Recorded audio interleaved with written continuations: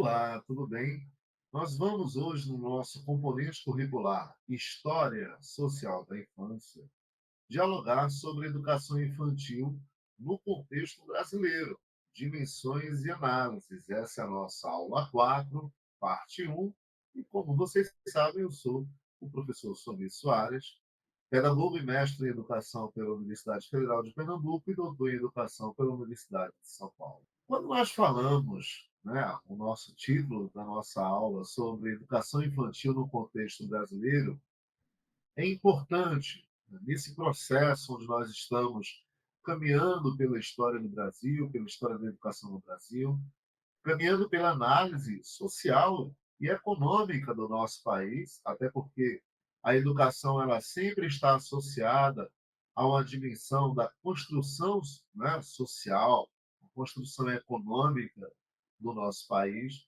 Nesse processo, nós chegamos a uma parte muito importante, que é contextualizar, compreender o Brasil naquilo que a gente pode chamar de contemporaneidade, mas, sobretudo, após o processo de redemocratização do país, que ocorreu na década de 1980.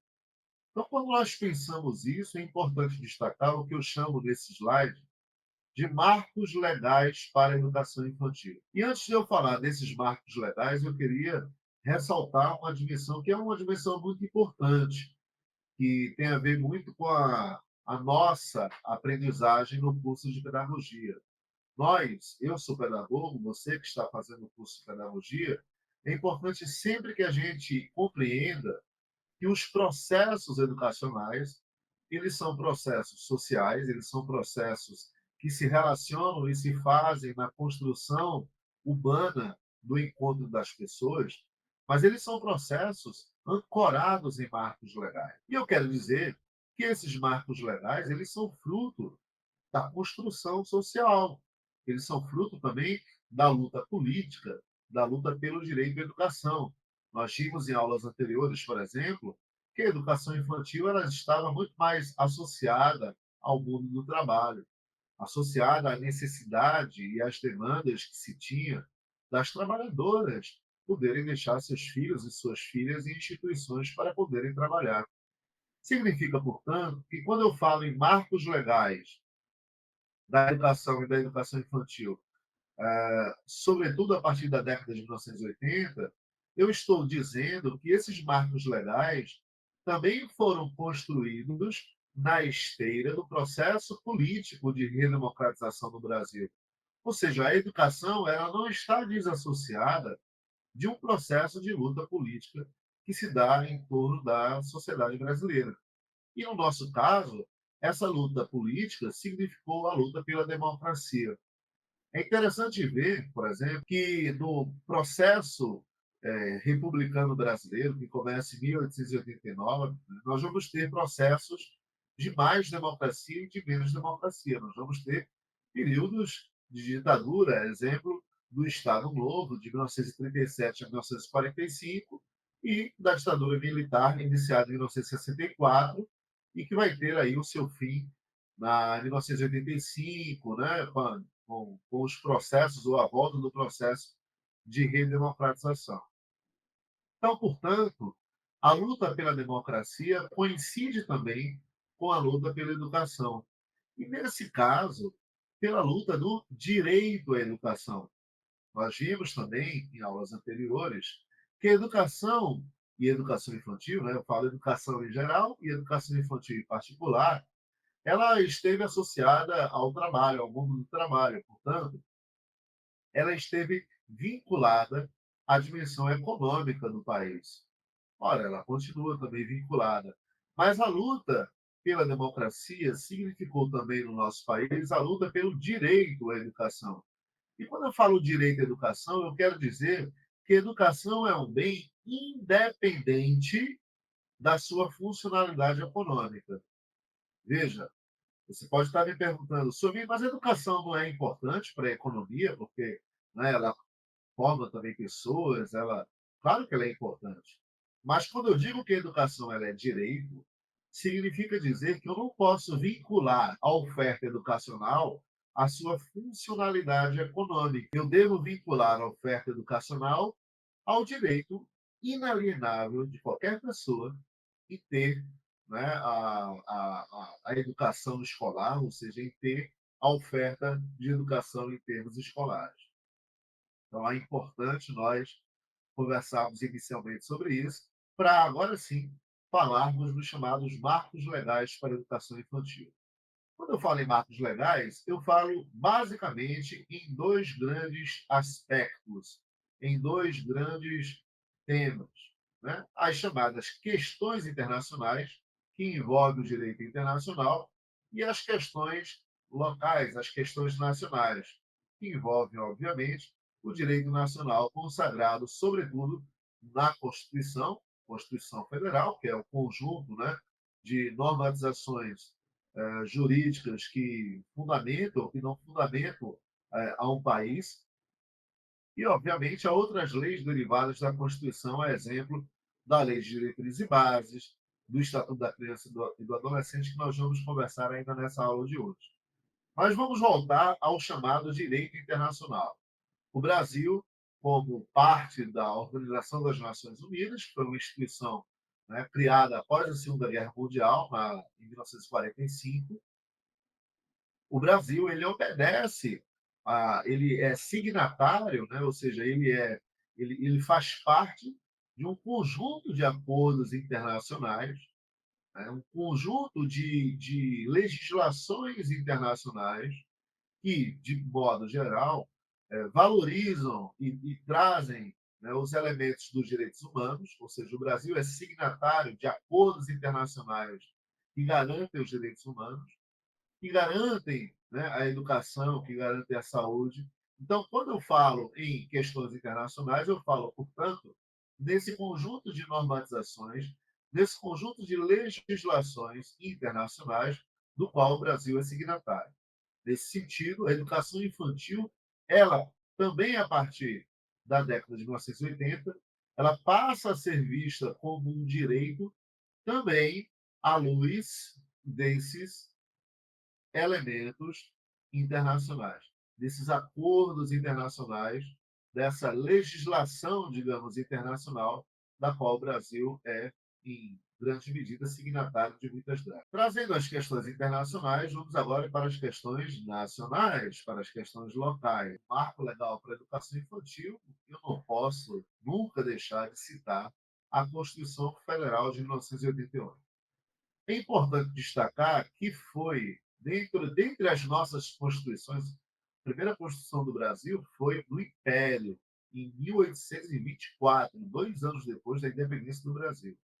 Então, nós tivemos outras constituições, mas eu posso, sem dúvida nenhuma, afirmar, né, com base em vários autores e com base no estudo, né, da própria história do nosso país, que a Constituição de 1988, também conhecida como Constituição Cidadã, foi a Constituição de maior participação popular na sua feitura. Ou seja, no processo de desenho da Constituição, no processo de constituição dos mais de 200 artigos que, né, constitui a Constituição brasileira, a participação popular das mais variadas formas, sobretudo na constituição do Congresso Constituinte, né, da Assembleia Nacional Constituinte, foi, sem dúvida, a grande marca da Constituição de 1988.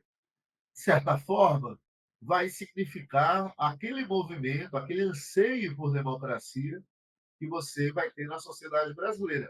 Anseio esse, por exemplo, que marcou o movimento Direta Já, né, em 1985, quando toda a sociedade se mobilizou para que nós tivéssemos a eleição direta para presidente da República, coisa que não ocorreu, foi ocorrer depois, em 1989, que foi a nossa primeira eleição para presidente depois da redemocratização. Então, a Constituição Federal significa, portanto, dois elementos. Significou a necessidade de democracia e significou também a busca pela consolidação de direitos. Então, a matéria de educação, eu acho que é muito importante, todos nós, por mais que a educação, a Constituição ela mude, né, ela muda sobretudo com os chamados projetos de emenda constitucional. Até hoje você tem PECs, né, projetos de emenda constitucional que são aprovados no parlamento e que alteram a Constituição. Por isso que eu sempre falo que é bom você, quando pesquisar a Constituição, a LDB, é interessante que você vá pesquisar online. Por quê? Porque geralmente quando a gente pega a Constituição impressa, ela não tem as alterações que são feitas, né, ao longo dos governos, né, pelo Congresso Nacional. Então é interessante quando você pesquisar matérias constitucionais ou matérias, né, da LDB, que você procure uma versão online, porque, em geral, essas versões elas são atualizadas com as mudanças, as emendas constitucionais que são feitas até hoje. Então, a Constituição significou, portanto, quando você lê, né, que é importante, todos nós trabalhamos com educação, a gente tem ideia, né, uma leitura do capítulo sobre educação da Constituição, né, nós vamos ver que ali a Constituição aponta a educação como direito, direito público subjetivo, e ela aponta a educação infantil dentro desse quadro da matéria de educação. E nós vamos conversar um pouquinho sobre isso. Além da Constituição, nós temos o Estatuto da Criança e do Adolescente, que é uma legislação importantíssima, que não trata apenas de educação, mas ela trata de uma série de direitos, né, das crianças e dos adolescentes em várias matérias, mas nós sabemos que o ECA ele dá uma primazia, ele dá uma atenção especial à educação, tendo em vista que a educação ela é consagrada, inclusive no direito internacional, como um elemento importantíssimo, fundamental da infância. Né? Se você pensar até desde o século XVIII, desde o século XIX, você vai ter na matéria internacional a educação como algo importante a ser oferecida, sobretudo para crianças, em várias legislações internacionais. Temos o Estatuto e temos a LDB, a Lei de Diretrizes e Bases da Educação, número 9394, de 1996, aprovada em dezembro de 1996. Então, a LDB também é um importante parâmetro, uma importante legislação que nós devemos conhecer, né, e que disciplina não só a educação e coloca a educação infantil, ela designa, né, ela organiza a educação infantil, como ela também trata da responsabilidade dos entes federados. É importante destacar que, a partir de 1988, o município ele passa a ser visto como ente federado. O que significa isso? Significa que, no quadro legislativo brasileiro, nós temos três instâncias, três entes que compõem a federação, a República Federativa do Brasil. Nós temos a União, geralmente a gente pensa no governo federal, nós temos os estados e nós temos os municípios. Então, os municípios eles passam a integrar o chamado núcleo, né, dos entes federados, ele passa a ser considerado um ente federado dentro do quadro federativo brasileiro, e aos municípios vão caber também algumas obrigações, sobretudo no campo educacional e da educação infantil. Então, a educação infantil ela passa a ser de maior responsabilidade dos municípios, nesse nosso componente curricular de História Social da Infância, né, que, de certa forma, organizam, pensam o currículo da educação infantil em matéria nacional, com desdobramento para estados e municípios. Então, os parâmetros curriculares vão ser, né, analisados, de certa forma, né, nesse nosso componente curricular, mas nós vamos ter outras referências curriculares, a mais importante dela, a BNCC, a Base Nacional Curricular Comum. A Convenção Internacional sobre os Direitos da Criança, né, pela Unicef, que é o braço, digamos, da Organização das Nações Unidas, que trata sobre crianças e adolescentes.